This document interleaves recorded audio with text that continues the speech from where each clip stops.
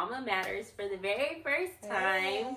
My name is Monica. I'm Taylor. And this is Mama Matters. We felt that we wanted a space that felt very similar to our conversations over the phone. A place that was reflective of mamas in every walk of life. And we wanted to have conversations that were about what mattered to mamas. So here we are. Here we are. How did we get here? You and I.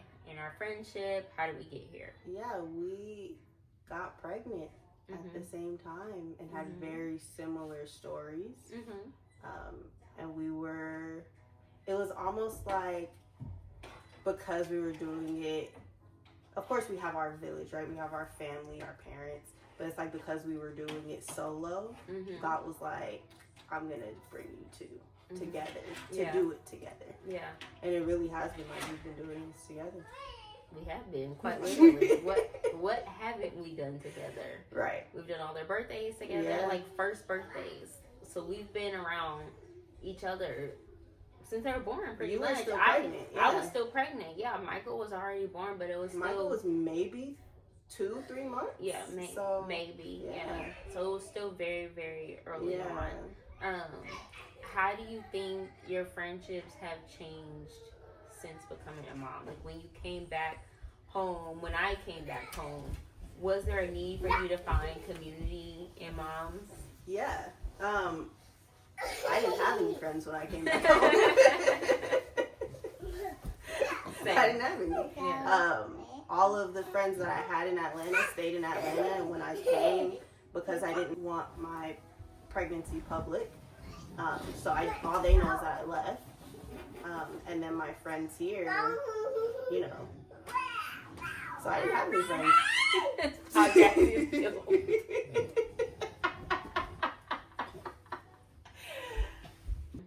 Okay, so when I came back home, I didn't have any friends either because they were all my friends from high school. Yeah. I did not stay here after high school. I was here for one summer, and then I drove from here to Monterey, California, and I was there from 2016 to 2022. Yeah. So when I came back, it was just my friends from high school, and some of them had families, but not many of them. Yeah. Like even the ones that did have kids, what I feel like made our friendship so special is not that we just went to church. Like, we both know Christ. So even the friendships that I had in high school, they did have kids, but their kids were staying with their parents and they were going clubbing. Yeah, no, I never did that. Never. Yeah. The one time we did go out to a club, it was that Disney thing that we went to. The one time we went out to a club was Be Our Guest. That's what it's called. And yes, it was in fact a Disney club, and I straight up had wearable pumps in there. Do you remember that? Yeah. I'm going to insert a clip because I have a video. I'm going to insert a clip right there.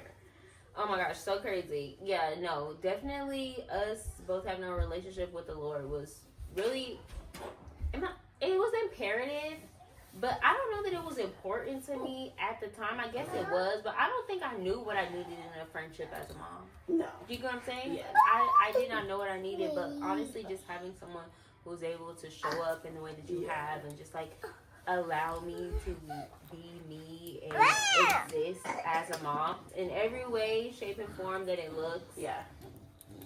You can't do that with people who aren't moms. No. You can't.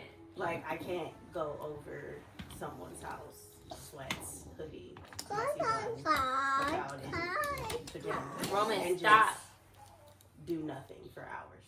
I can't even just go to somebody's house. Let's start there.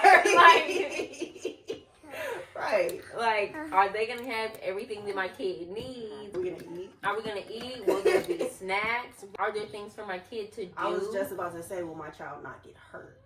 Will your child not get hurt? Like, are they gonna is fall your down house the baby flight of proof? hello? Are they gonna fall down a flight of stairs? Are they gonna bump their head on something? They're gonna break something? They're gonna pick up something that you don't want them to touch, and now it's a problem. You know, it's too much. Yeah. So definitely having mom friends is super important. Because that's stuff we've just never had to think about. No, you don't know until you're in the moment. Until your kid is in somebody else's house and they break something. Like, how has becoming a mom changed the way you make friendships and maintain friendships? I don't know since being a mom that I've made friends with people who aren't moms. Have you made friends at all? You. Alex. I'm trying to think. Have I made friends? I'm really trying to think hard. Like somebody that's... I don't think I've made any friends. I don't think I've made any friends either. I don't think me and Alex count. Yeah. I mean, I count, I guess, but you were pregnant. Well, you had just had your baby and I was pregnant. And then Alex, you became friends with Alex because Alex and I were hanging out. Yeah. So, like, even that was not a friendship that you, like, went out to seek. No. It kind of just happened. I don't think after becoming a mom, I wanted to seek friendships. Everyone has come in my life, which really, I'm trying to think outside of you who, like, what new person has come in my life since being pregnant. And I really don't think it's anybody. But I think any relationship that I have now is like God saying, here, you need this person at some point in life. Mm-hmm. How do you maintain friendships? The ones that you do have. How do you feel like we've maintained our friendship? I'll ask that. You show up when we show up. Like, it ain't no recipe. But I will say that, like, I do I feel guilty? I guess there is, like, a guilt. Not so much that I place on myself, that other people place on moms. Mm-hmm. When they don't show up in any relationship, really. Forget friendships. Like, they can be, like, familial relationships. Yeah. When they don't show up in the way that person would expect them to. And so, the whole maintaining friendships thing is kind of weird for me because I'm really just out here doing the best that I can. Yeah. Like, if I don't respond to a text, it's not because I don't want to talk to you. It's because... You're just a terrible texter. That. On top of having and there's a baby on my booty. Yeah. At all times. Yeah. And another one screaming at me. Yeah. Because he dropped his cherry on. Yes. Like, I don't have the mental capacity to... I have my own children. I can't deal with, and I mean this lightly, adult children. Yeah. Like, the only people who are owed my time are 1 and 2 and 3. My husband, he count. Yeah. He count. But seriously, like, so I don't know how I maintain my friendships. Like, I think with you and I, we just show up. There are days, it's not really days that we go without talking. That's rare. Maybe a day or 2. But, like, I'm not tripping if you don't respond to a text. I'm not tripping if I call you and then you don't answer, but instead you text. Like, I'm not tripping about that. People do that, though. I was going to say, I think that comes from like, we're both in the same space, so we understand. Mm-hmm. Like, we understand what life is like, and we've been in each other's spaces. Mm-hmm. So, like, I know if I call you, you don't answer, I'm not about to get mad or start blowing up your phone or anything like that. Or think that I don't like you. Right. That's I know she's going to call me back. Mm-hmm. And if you don't, then it's like, okay, are you alive? Yeah. Story time. These Negroes almost did a wellness check on me because I slept in. When? That was the first and last time you have ever slept in. I know. That's why I took it. That's why I took the time to sleep in. Roman was still asleep. I was like, let me sleep. And when I say slept in, Taylor, it was 10 a.m. That's early. That is not early. That's not early not for when me. You wake up. I'll be up at 7. Yes. At 7, yeah. And at that time, Roman was still small, so y'all just got out of the phase of waking up at 5 or 6. Like, I needed that sleep. I took that sleep. Yeah. Like, you gotta get it where you can. Yeah. You gotta get the sleep where you can. Listen.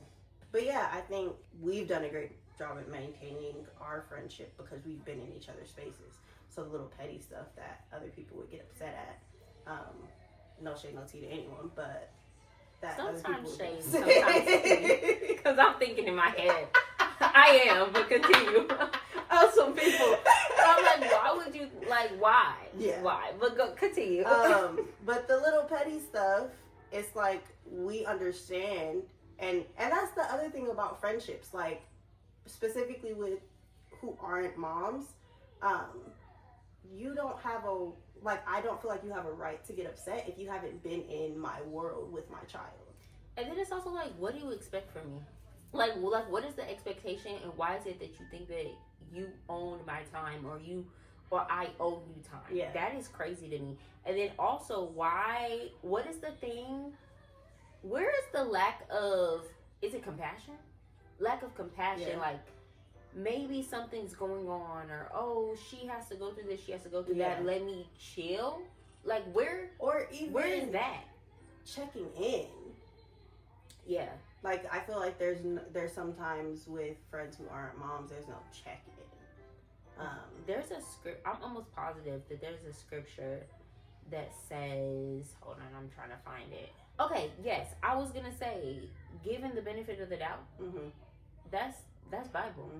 And like, where is that for moms? Like, if something is going on, or I'm not responding, or I'm not, and this is for friends and family alike. Like, if I'm not responding, I can't get to you, or maybe I'm having a bad day, or whatever. Like, why is the assumption always something negative, and all of the blame, not only just the blame, because I can take the blame. If it's something that I said, I can take accountability for the blame.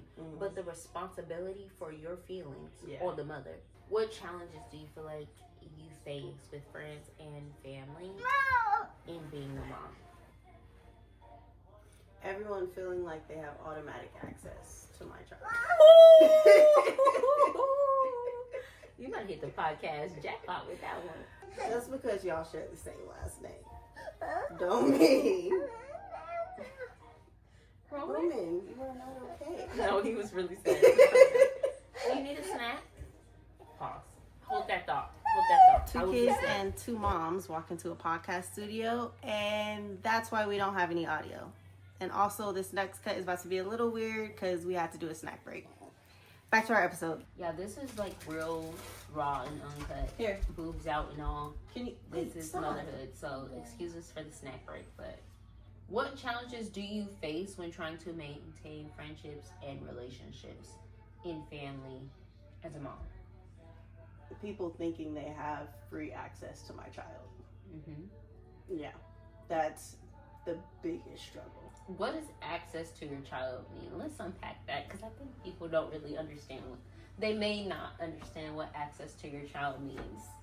Elaborate, please. So, I'm going to take it simple, right? If I send you a picture of Michael. Continue. It's because I wanted to send you a picture of Michael. Now, that does not mean that I am obligated to now send you a picture of Michael same day, same time every week. That also does not mean you have the right to share that picture of Michael just because of our relationship. How many times has that happened? To me? So I've gotten a phone call from a random person that I did not know. Talk about it. Saying that not only have they seen pictures of my child, they have pictures of my child. And they wanted to FaceTime him. They couldn't wait to see him. Mind you, this entire time, all I know is your name. Yeah. I know nothing else about you. How in the world did you even get my number? You give people an inch, they take them out. And in this case, you didn't even give that chick an inch. You didn't give her anything. You know she existed. So I think it's just stuff like that. Just because of the relationship. I mean, me and her didn't have a relationship. She had a relationship with someone else. But because of that relationship she had with someone else, she thought she had access to my child. I think the thing that people don't understand, and like,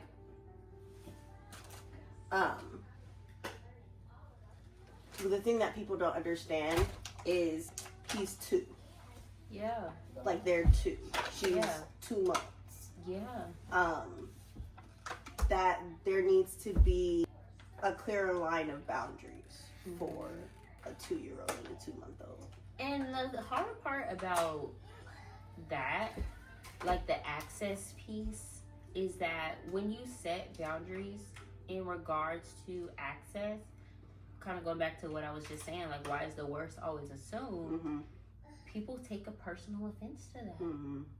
And I mean everybody. Yeah.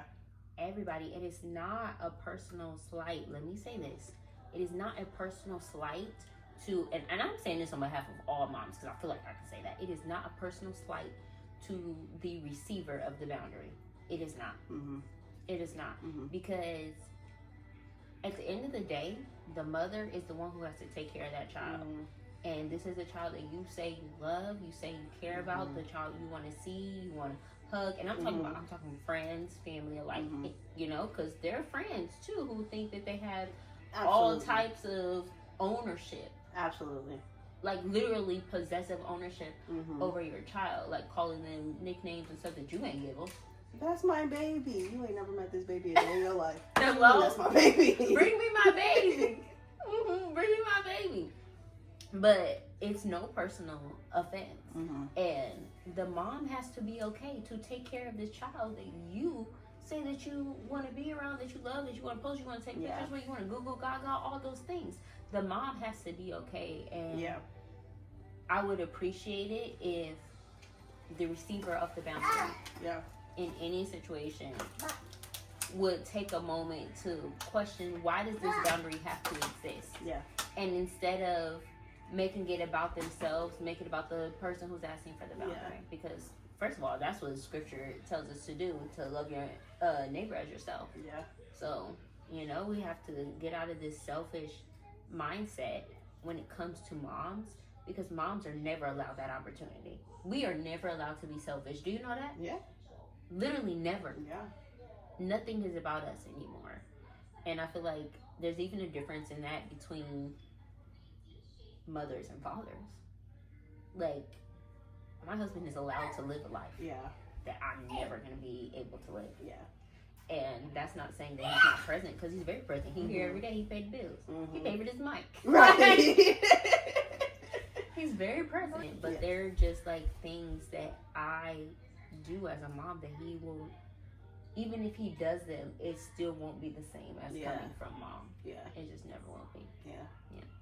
Do you feel that there are any relationships that you had to just completely let go of in motherhood?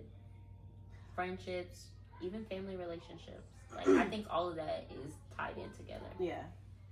I think over time, it kind of ended itself. I don't think I had to do anything, or I had to like cut off the relationship. I think in life, you could be running the same way as someone, but then, I mean, any event can happen. Even, let's take physically, you got married, moved to Banning. So it's like our lives were like this, and then it went like that because you just happened to be in Banning. So I think that can just happen in life. Where something shifts, and then it's like we're both kind of just going like this now. So there have been friendships where we just don't connect as often as we used to, just for the simple fact of life happening. But I don't think there's anyone where I've had to be like, yeah, I gotta cut you off in this season. I mean, has anybody done that to you? Oh, absolutely. Oh, absolutely. Ain't that crazy? Oh, absolutely. And like every mother says that, like, oh yeah, I lost X amount of friends after becoming a mom, or like, and some of the friendships, well, mine, they were very direct. Like, no, I don't want to be your friend anymore. And this is after they knew that I was pregnant. And that hurt me in a number of ways. And I don't necessarily account that to motherhood, but I would be naive to say that it's not something that I recognized. Especially when I'm talking to other moms and they say the same thing. There was one friend I had, I came back home. I was still pregnant. We hung out once. And I was pregnant when we hung out, but again, I was hiding it. Later on, they ended up finding out that I was pregnant. Never heard from them again. That is so weird. Never, till this day, that person could be dead. And you would know. You wouldn't know a thing. That is so crazy. But because of my friends' circles or how they work, I'm sure we'll see each other again at some point in life. Yeah. How do you handle friendships with non-moms? Because you do have some friends who aren't moms. Yeah. Not many. Yeah. Right? Yeah. But how do you handle friendships with non-mothers who may not understand? I don't think I have any friendships with non-mothers who don't understand. Mm-hmm. Or let me not use the word understand. Who aren't acknowledge. Acknowledge. Yeah. So I think all of my friendships that aren't moms, they're completely like, yes, do what you need to do. He comes first. I can think of a story though. Of me? Mm-hmm. Tell me the story.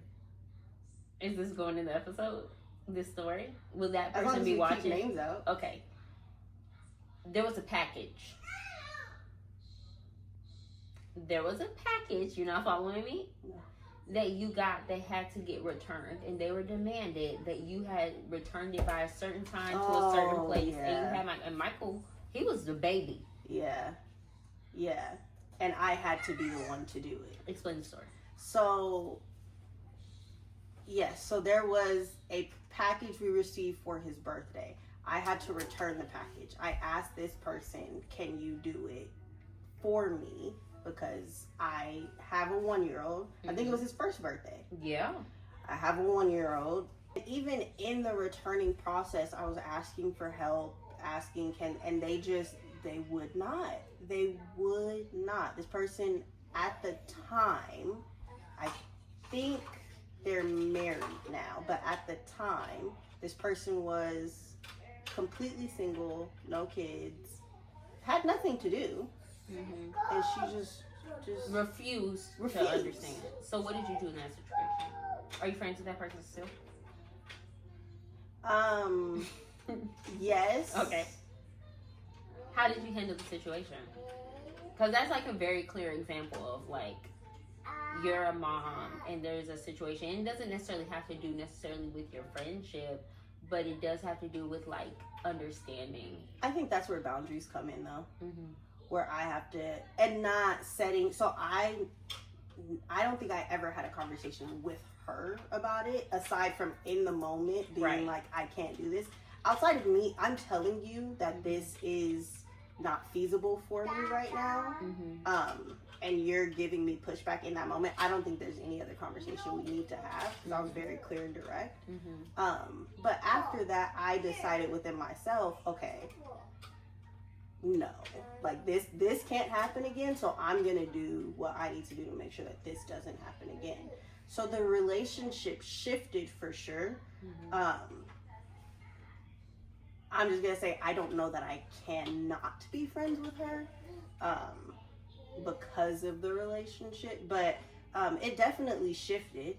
But yeah, it's not what it used to be. So if there was someone who was like in a similar situation, but this was like an ongoing occurrence where there was always a situation where the mother was being inconvenienced, or they were being asked, or even in some cases demanded to do things that were just literally outside of their bandwidth, what advice could we give to that mom in maintaining, or not maintaining, but dealing with and handling and navigating that situation? Yeah, I feel like you would give a really good answer to that. But what I'll say is, after the first time, if you haven't said, okay, yeah, I'm not doing this again, and you're still allowing it to happen, sis, yeah, I need you to care a little more about your time. Yeah, we're definitely going to talk about boundaries in the next episode. Yeah. But I think that boundaries are a really big one. Like, you have to be very clear. Yeah, if you're, after a certain point, if you're allowing it to happen, I'm sorry, it's on you. Yeah, I think that you have to set very clear boundaries and really let people know what's up. Like, I don't know why there's still some, like, taboo-ness when it comes to motherhood, like mothers in relationships in general. Like I know we kind of started talking about friendships, but I think like this, like I said, this is family and friends alike. There's this like expectation of like mothers are not allowed to complain. Yeah. And I think that sometimes you have to like, look, I've had a very long day. My kid has been screaming in the car for the hour and a half that I've been in the car driving 20 miles from one location to one location in LA traffic. I can't do this right now. Yeah. And that has to be okay. Like, so setting the boundaries and just being very clear about where you are. And if that person is not empathetic, if they show no type of compassion after that, I almost cussed, but I don't think we should cuss on this podcast. I don't think we should. But that's a relationship that needs to be severed in my mind. Yeah. And I will say this, Taylor. Becoming a mom, I don't think I've ever been so quick to cut somebody off. And I don't know what that boldness is. You went poo-poo? When life gives you lemons, you make lemonade. And when life gives you a poo-poo diaper, you change it. Thanks for sticking with us through this potty break. And now back to our episode. I will sever the relationship. One thing I will say is I don't know that I've severed relationships, but there are a lot of people I just don't allow in. Mm-hmm. Like, there's a lot of people you can't come into our space. Did they have that type of access before, though? With me, just me. Mm-hmm. But now, us, like, you're my friend. But again, access. Like, you're my friend, but you're just going to stay right there. And because Michael's with you all the time. That's low-key a severed relationship. You don't think so? Like... Yeah, maybe. It is. Yeah. I think so. But it isn't intentional. It isn't, oh yeah, no, we're not doing this no more. I'm cutting this off. That's the type of time I've been on for the last, how long have we been alive? 2 years and a month. 2 years and 2 months or something like that. Yeah. Like I will end it. And like I said, I don't know where that comes from, but if I had to guess, I would say that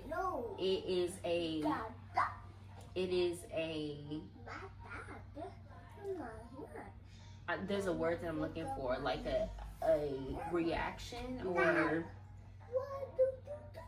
I guess a reaction. The reason why the boldness is there to sever a relationship is to maintain my peace. Yeah. Oh, for sure. Like it is a I don't know what it is. Like it is the result of a catalyst, and the catalyst is my peace. Yeah, for sure.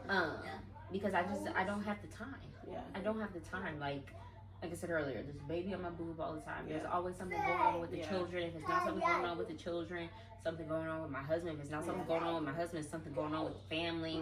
Like when is there time for me? Yeah. I don't have that. Yeah. I don't have it. And so anything that I can do to control up here and right here, I have to do.